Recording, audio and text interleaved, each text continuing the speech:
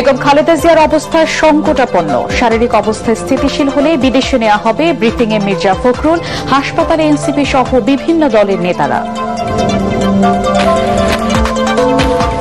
দেশে ফেরার সিদ্ধান্ত একক নিয়ন্ত্রণাধীন নয়, জানালেন তারেক রহমান। মায়ের সুস্থতায় দেশবাসীর দোয়া প্রার্থনা, সরকারের পক্ষ থেকে বাধা নেই প্রেস সচিব।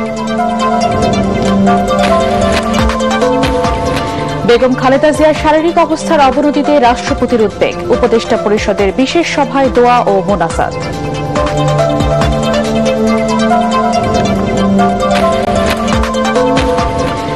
ডিসেম্বরের দ্বিতীয় সপ্তাহে জাতীয় সংসদ নির্বাচন ও গণভোটের তফসিল ঘোষণা। শেরেবাংলা নগরে মক ভোট পরিদর্শন শেষে জানালেন সিইসি।